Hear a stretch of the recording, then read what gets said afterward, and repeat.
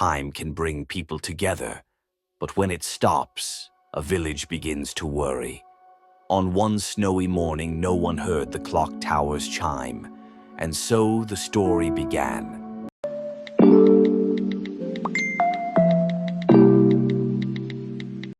One cold winter morning, the villagers stood in the snowy square, staring at their silent clock tower, waiting for time to return.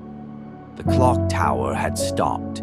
Snow fell on the square as villagers crossed their arms and shook their heads. Children asked, "When will the clock work again?" But no one had an answer. In his small, warm workshop, André, the old clockmaker, worked under a desk lamp. Gears and springs covered the shelves.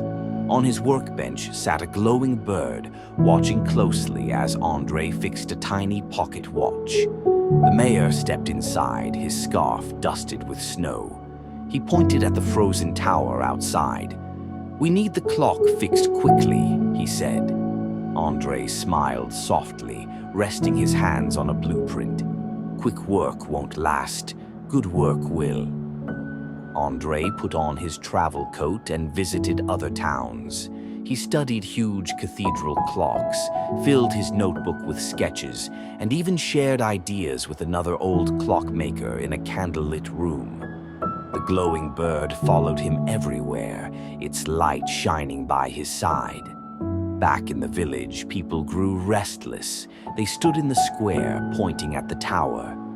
"He is too slow," they muttered. A child in a red scarf tugged on her mother's coat. The glowing bird perched on the tower, as if keeping watch. When spring arrived, André returned. He carried a small wooden crate filled with gears. The villagers watched curiously. The glowing bird fluttered beside him, glowing even brighter in the sunlight. Inside the dusty clock tower, André worked with care. He adjusted giant golden gears, polished brass, and placed each piece with precision. The glowing bird hovered near the pendulum, lighting the dark space. At last, the clock face gleamed in the sunlight. Its hands began to move. Below, the villagers cheered with joy. André stood quietly, looking up with pride. Above the crowd, the glowing bird soared, leaving a trail of sparkles.